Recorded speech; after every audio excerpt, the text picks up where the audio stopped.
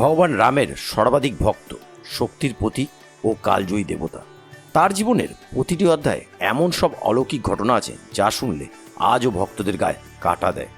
তিনি শুধু শক্তিরই নয়, ভক্তিরও প্রতীক। এই ভিডিওতে আমরা জানব হনুমানজির জীবনের 10টি এমন ঘটনা যা মানুষকে আজও বিস্মিত করে। প্রতিটি ঘটনাই ঈশ্বরের উপস্থিতির প্রমাণ এবং ভক্তির অপরাজেয় শক্তির উদাহরণ। তাই ভিডিওটি শেষ পর্যন্ত দেখুন, কারণ প্রতিটি ঘটনার পিছনে লুকিয়ে আছে এমন এক রহস্য যা আপনাদের বিশ্বাসকে আরও দৃঢ় করে তুলবে। হনুমানজির জন্ম নিজেই ছিল এক আশ্চর্য অলৌকিক ঘটনা। অঞ্জনা দেবী ভগবান শিবের আশীর্বাদে তাকে গর্ভে ধারণ করেন, আর পবনদেব হনুমানকে প্রাণ দান করেন। জন্মের মুহূর্তে আকাশে বজ্রপাত, আলো আর দেবতাদের উপস্থিতিতে পৃথিবী কেঁপে ওঠে। প্রতিটি দেবতা তাকে বিশেষ বর দেন। ইন্দ্র শক্তি দেন, অগ্নিদেব অগ্নিতে অক্ষত থাকার ক্ষমতা দেন, আর বায়ু দেন অসীম গতি। তাই তিনি বজরং বলি, অর্থাৎ বজ্রের মতো অটল। তার জন্মই প্রমাণ করে তিনি শুধু দেবতাদের সন্তান নয়, বরং স্বয়ং শক্তির অবতার। ছোটবেলায় হনুমানজি ছিলেন অগাধ শক্তি ও অদম্য কৌতূহলে ভরা। একদিন সকালে আকাশে উজ্জ্বল সূর্য দেখে তিনি ভেবেছিলেন এটি এক বিশাল পাকা ফল। ক্ষুধার্ত হনুমান আকাশে উড়ে সূর্যের দিকে এগিয়ে যান এবং মুখে নিতে চেষ্টা করেন। সূর্য প্রায় তার মুখে চলে আসতেই দেবলোক কেঁপে ওঠে। দেবতারা ভয় পান, কারণ সূর্য হারালে সৃষ্টি ধ্বংস হয়ে যাবে। অবশেষে ইন্দ্র বজ্রপাত করেন, যা হনুমানের মুখে লাগে। কিন্তু পবনদেব রুষ্ট হয়ে বাতাস বন্ধ করে দেন। তখন দেবতারা এসে তাকে আশীর্বাদ দেন, তুমি অমর, অদম্য, অজেয় হবে। শিশু হনুমানের অসীম শক্তি দেখে সবাই অবাক ছিলেন, কিন্তু তার দুষ্টুমিও ছিল অতুলনীয়। তিনি ঋষিমুনি, দেবতা, এমনকি সূর্যকেও বিরক্ত করতেন। এক ঋষি তাকে অভিশাপ দেন, তুমি তোমার শক্তি ভুলে যাবে যতক্ষণ না কেউ তোমাকে তা স্মরণ করিয়ে দেবে। এরপর হনুমান শান্ত হয়ে যান এবং ভক্তিতে মন দেন। পরবর্তীতে যখন রামের সেনা সীতার সন্ধানে সমুদ্রের ধারে পৌঁছায়, তখন জাম্বুবান তাকে তার ভুলে যাওয়া শক্তির কথা স্মরণ করিয়ে দেন। সেই মুহূর্তে তার ভেতরে দেবশক্তি জেগে ওঠে, আর তিনি এক লাফে মহাসাগর পেরিয়ে যান। রামের আদেশে সীতার খোঁজে যাওয়ার দায়িত্ব পান হনুমান। তখন তার সামনে এক বিশাল সমুদ্র, প্রায় 100 যোজন, অর্থাৎ 1300 কিলোমিটারেরও বেশি দূরত্ব। তিনি রামের নাম নিয়ে এক লাফে সমুদ্র পার হয়ে যান। পথে নানা বাধা, সুরসা, সিংহিকা ও দেবীরূপী পরীক্ষক, কিন্তু কেউ তাকে থামাতে পারেনি। তার উড্ডয়নের শব্দে সমুদ্রের জল কেঁপে ওঠে, আকাশে বজ্রের মতো আলো ঝলসে ওঠে। এই লাভ শুধু দূরত্ব নয়, এটি ছিল ভক্তিরও প্রতীক।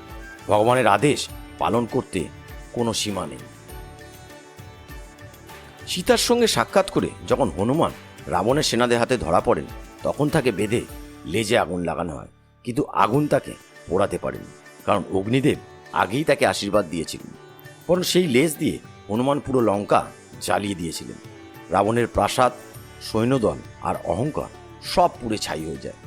তবুও সীতার আশ্রমে আগুনের একটিও কণা পড়েনি। এটি প্রমাণ করে হনুমানজির ক্রোধ ধ্বংসের জন্য নয়, ন্যায় প্রতিষ্ঠার জন্য। এই ঘটনাই তাকে করে তোলে দেবতাদের মধ্যে অপরাজয় নায়ক। লক্ষণ যখন ইন্দ্রজিতের অস্ত্রে আহত হয়ে অচেতন হয়ে পড়েন, তখন রাম হতাশ হয়ে পড়েন। ওষুধ আনতে হনুমানকে হিমালয়ে পাঠানো হয়, কিন্তু তিনি জানতেন না কোনটি সঞ্জীবনী গাছ। তাই তিনি পুরো পর্বতটাকেই কাঁধে তুলে নিয়ে চলে আসেন। পথে পাহাড়, সমুদ্র, বাতাস কিছুই তাকে থামাতে পারেনি। আর গতি দেখে দেবতারাও বিস্মিত হয়ে যান। এই ঘটনায় বোঝা যায় হনুমানজির কাছে অসম্ভব কিছুই ছিল না। তিনি শুধু শক্তির নয়, দৃঢ় সংকল্পেরও প্রতীক বটে। ভক্তরা বিশ্বাস করেন সঞ্জীবনীর মতোই হনুমান আজও জীবনদায়ী শক্তি দেন। মহাভারতের সময় ভীম যখন অজেয় শক্তির গর্বে মত্ত ছিলেন, তখন হনুমান তাকে নম্রতার শিক্ষা দিতে আসেন। বৃদ্ধরূপে তিনি রাস্তার মাঝে লেজ রেখে বসেছিলেন। ভীম তাকে সরতে বললেন, কিন্তু বৃদ্ধ হনুমান বললেন, তুমি নিজেই সরিয়ে দাও। ভীম শত চেষ্টা করেও তার লেজ কিন্তু তুলতে পারেননি। তখন তিনি বুঝলেন এই বৃদ্ধ কেউ নয়, স্বয়ং পবনপুত্র হনুমান। হনুমান তাকে শেখান প্রকৃত শক্তি কখনো অহংকারের নয়, ভক্তিতে থাকে। এই ঘটনায় প্রমাণ হয় হনুমান কেবল রামের যুগে নয়, মহাভারতেও ছিলেন এবং কালজয়ী দেবতা হিসাবে বিদ্যমান। রামচন্দ্র লোকে ফিরে যাওয়ার আগে হনুমানজিকে আশীর্বাদ দেন, যতদিন পৃথিবীতে আমার নাম উচ্চারিত হবে ততদিন তুমি জীবিত থাকবে। সেই আশীর্বাদ আজও সত্য বলে বিশ্বাস করা হয়। অনেক ভক্তের মতে হনুমানজি এখনও পৃথিবীতে ঘুরে বেড়ান, ভক্তদেরকে রক্ষা করেন আর বিপদে পথ দেখান। বহু সাধু ও ভক্তের কাহিনী আছে যেখানে তারা হনুমানজির উপস্থিতির অনুভব করেছেন। তিনি অমর কারণ ভগবান রামের ভক্তিও অমর। তার নাম স্মরণ করলে আজও শক্তি ও সাহসের সঞ্চার হয়। কালযুগে মানুষ এমন অভিজ্ঞতার কথা বলেছেন যেখানে এক অজানা সাধু বা ভিক্ষু বিপদের মুহূর্তে সাহায্য করে হঠাৎ অদৃশ্য হয়ে যান। অনেকেই বলেন তিনি আর কেউ নন, স্বয়ং হনুমানজি। পাহাড়ি দুর্ঘটনা, নদীতে ডুবে যাওয়া, আগুন থেকে বাঁচা অসংখ্য ভক্ত দাবি করেছেন তারা তার অলৌকিক সাহায্য পেয়েছে। যদিও প্রমাণ নেই, বিশ্বাস আছে, আর বিশ্বাস তাকে জীবন্ত করে রাখে। হনুমানজির শক্তি দৃশ্যমান নয় কিন্তু অনুভবযোগ্য। তার উপস্থিতি আজও আমাদের চারপাশে এক অদৃশ্য আশীর্বাদ হিসাবে বিরাজমান।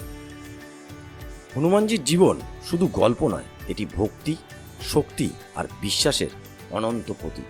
তার অলৌকিক ঘটনাগুলো আমাদের শেখায় যে ভক্তির কাছে কোনো বাধা নেই। তিনি প্রমাণ করেছে ঈশ্বরকে ভালোবেসে তার আদেশ মেনে যে কোনো অসম্ভব কাজ সম্ভব করা যায়। আজও তার নাম শুনলে হৃদয়ে সাহস, ভক্তি আর শান্তির সঞ্চয় হয়। আপনিও যদি হনুমানজির ভক্ত হয়ে থাকেন তাহলে নিচে কমেন্টে জয় বজরং বলি লিখে দেবেন। আর এই ধরনের ভিডিও দেখতে আমাদের চ্যানেলটাকে অবশ্যই সাবস্ক্রাইব করে নেবেন। আর যদি ভিডিওটা ভালো লেগে থাকে তবে একটা লাইক দেবেন এবং আমাদের চ্যানেলটাকে সাবস্ক্রাইব করে নেবেন। তো আজকের মতো এখানেই শেষ করছি, আবার দেখা হবে অন্য কোনো নতুন ভিডিওতে।